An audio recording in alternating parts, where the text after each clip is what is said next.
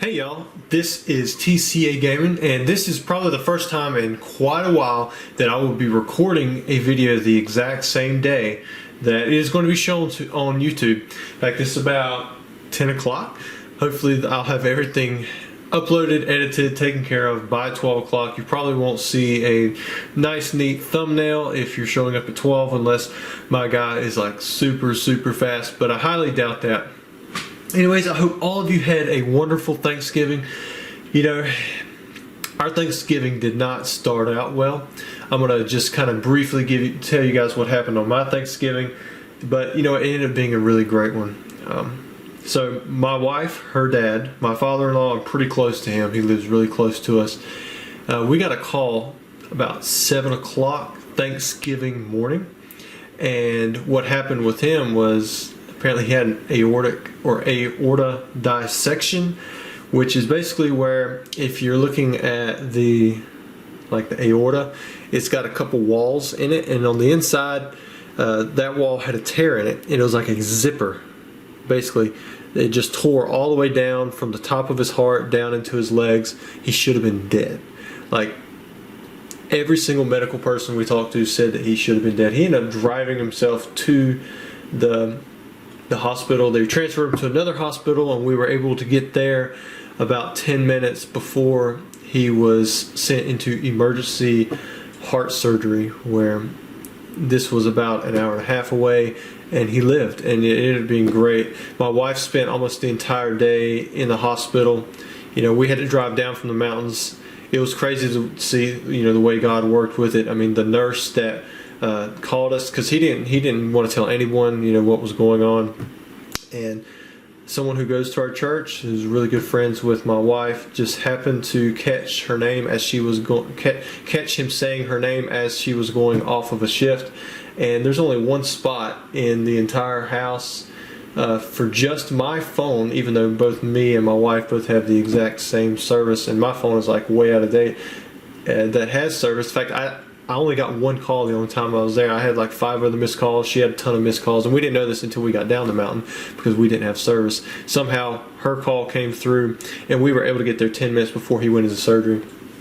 And he lived. I mean, I spent the whole day basically driving around back and forth from the mountains because we had planned a whole weekend up there, and I spent the whole time basically in the car singing with my girls, and then my wife she spent the whole time at the hospital basically worrying, because the hospital that he went to is a couple hours away from where we live currently, and it's also another couple hours away from the mountains, but it ended up working out. We spent Thanksgiving at a really rundown Waffle House in Winston-Salem, and I tell you what, we had the best service. The food was great. I don't think we'll ever forget this Thanksgiving, and we got the great news that Jeff lived. That's his name.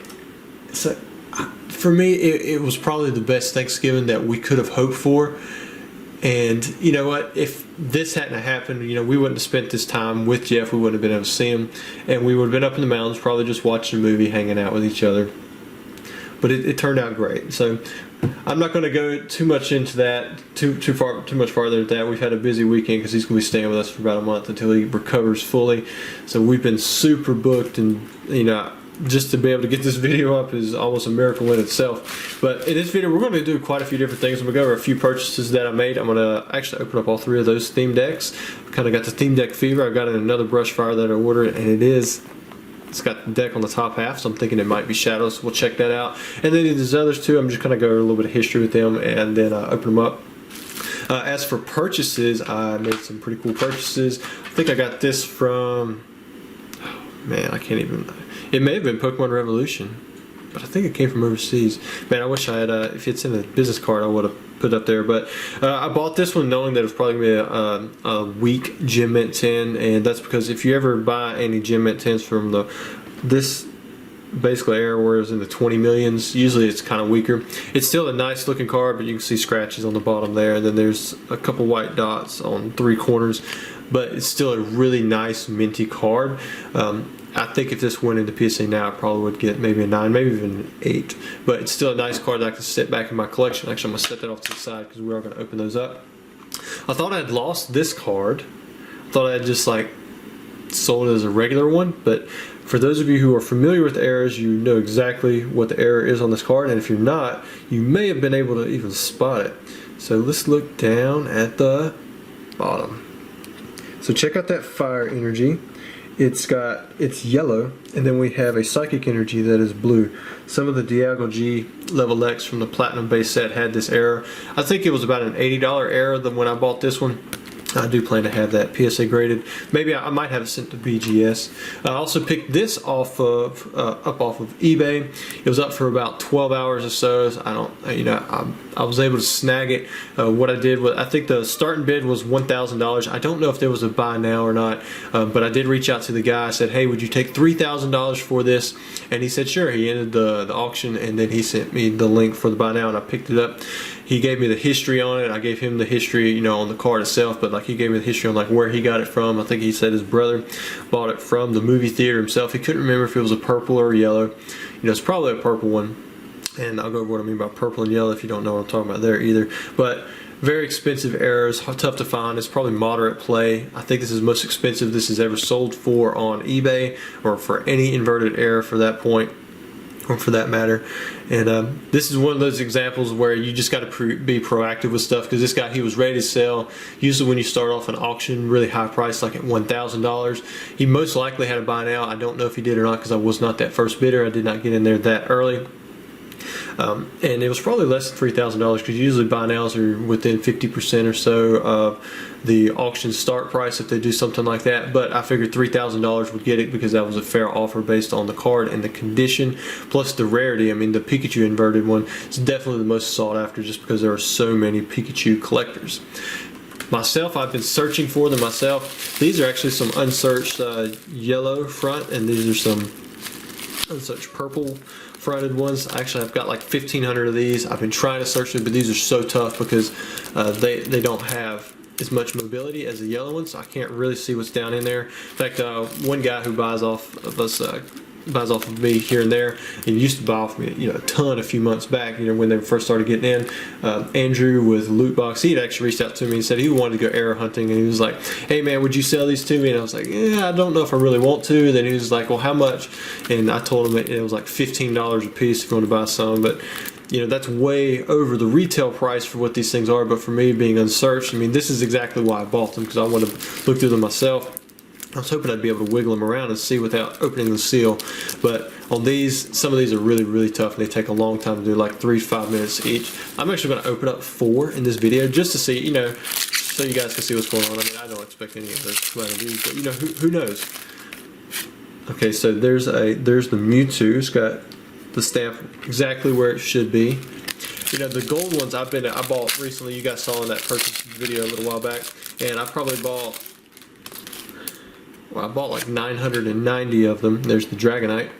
I searched through half of those in like a few hours. Those are super simple. I found some ribbed errors, some double promo errors, backside promo errors. Nothing too crazy.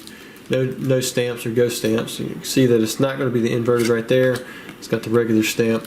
And what would most likely happen is if I opened up all 1,500 plus of these purple ones that I have, most likely all of them would just be a regular card, and I would kill the value quite a bit, because these are going really, really great online. And then there's the Electabuzz, and like even with this one, you can see a little bit of damage, down the middle. So it's not like you could PSA grade that card. Maybe at the end I'll show you a few of these, and we'll just search through them so you can see them. First, we're going to start off with this base set theme deck, or actually it's a starter set. It's not a theme deck. This guy, he came out in 1999. The champ was the most printed holographic card from Wizard Coast ever. There were so many different versions of this starter deck. At least 5 off the top of my head that I can think of. He had 2 for the Shadowless, you had thick and thin, you had the 1999 2000, you had the regular base set, which had several print runs of its own, and then you also had the Galaxy foil, which come from the base set 2 starter decks. I'm going to open this up. Well, I guess my champ should be somewhere in there. Let's see if I can pull this seal off. Oops. There it is. There's the Machamp. and it's just this is just the regular version. Like I said, I wasn't expecting this to be shadowless in any respect, and that's why I went ahead and opened up. I think with these you can kind of tell from the way you shake it, like you can hear damage counters or something like that. It was really good condition, Machamp. These do pretty well for PSA 10 copies. I mean, they're really not that easy to get in PSA 10. This one actually has like a hollow bleed thing going on. You can see it through the case, so it's probably pretty prominent once I pull it out, which would detract from the overall appeal of the card. Now I'm going to open up this Power Reserve because I want to grade the Kangaskhan. Hopefully it's in great condition. Not too likely, but you know, with the first edition Kangaskhan, it's a lot more tough to get in gem mint condition because you have to pull it from the pack. And now, unlike, you know, with the shadowless decks, these don't have that glue issue. And I can see already. Wait, no, that's a pull strip. I thought it was a print line. So there's the cool little Vile Plume coin. Sorry if the lighting is not optimal. This is in my kitchen right now. My wife and daughter are over at the building. She's doing shipping, and my daughter runs around like crazy. So I just thought it'd be easier to come over here and talk about this video with you guys, especially since it was mentioning her dad. She was pretty upset over that. I mean, that's not news you want to hear, you know. Now I'm going to pull this Kangaskhan out. I don't have a sleeve, unfortunately. You can see it's got print lines straight down the left side, so there goes that gem at 10 shot. Other than that, it might have had a shot other than that. We'll go ahead and check out the deck. There's an old Bellsprout for the Bellsprout Brigade over at Lootbox TV, but check it out, they are off center quite a bit, and they've got like a glossy front. Got Oddish, Nidoran. It's kind of getting more off center. Maybe by the end we'll have some cards that have a printing dot up top. Theme decks have a tendency to be more off center than regular pack cards, maybe because they were going to theme decks that could, you know, it was just like a standard theme deck and they didn't really care. I have seen whole decks with like the back sides showing 4 different cards. The print quality of this deck is really nice. Wish that Kangaskhan had been better. Sorry, but I don't even know where that shadow is coming from. I think it's coming from the camera itself. Doesn't look like, I thought the off-centeredness was increasing, but it does not look like it is so. We'll just run through these last entries, but it is the entire deck, that's for sure. Some grass. I'm not seeing any obvious print dots or something like ink dots on the cards. I don't know if they're OC enough to get an OC grade. And then, wow, I thought these only come in the 1999-2000 base decks, but check it out, we've got one of these. Oh, this is a 1999-2000 jungle deck. I don't know how I missed that. Sweet. So, this is a jungle theme deck card. I don't know if these have ever been graded by PSA. It's got a little nick right there. Man, that would have probably been an easy PSA 10. I may have this one sent to BGS just because PSA probably won't grade it. I've sold these for up to $500 before. Wow. These are not very common. I thought that these come only in the 1999-2000 base set theme decks, but I may be wrong on that. And I do know there was another deck that come with this that was a I believe it was a Brushfire that may be a 1999-2000 deck. I didn't check because it didn't have the damage counters. As you can see right here, it says damage counters right there and it doesn't have it. That's because these were probably manufactured overseas, and that's probably also why we see that gloss on the card. Alright, so one last deck to go. We've got Brushfire. We are, again, searching for a shadowless deck. It'd be super sweet if we pulled out something like an Era Ninetales. I don't know if that's going to happen. Yeah, pill strip across the top. Let's use that. Want to make sure it wasn't vertical. We didn't have any vertical ones. Alright, so right off the bat, it looks like it might be shadowless. It's got that front thing, but I think we had 2 that were not shadowless like this. Oh, it is a shadowless deck. Look at that. We got the Ninetales, and I can kind of see the glue issues going on there, so I would not open that up. The seal is completely there. So, just to add to the statistics, where the deck is like this, and it has damage counters on the back, and the Charmeleon is in the front. You can see the damage counters from Charmeleon in the front, and where the deck is on the top half, so you can see it's on this side, the left side, or up here where Pokemon stuff is.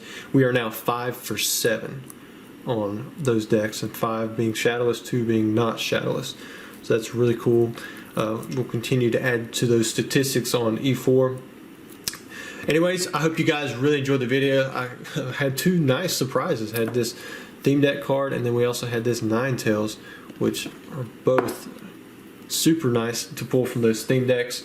Hope you enjoyed the video. Please don't forget to like and subscribe, and if you want to get on Patreon, now's a good time to do it, because I did add in a new feature to that where you get $10 off of any booster pack that you purchase from my website or through me personally, and that can build on top of everything else, like the $5 discount for opening up on YouTube, or the $15 discount where you open up on YouTube and I keep the bulk in the wrapper. But anyways, if you have questions about that, please don't hesitate to reach out. Thanks.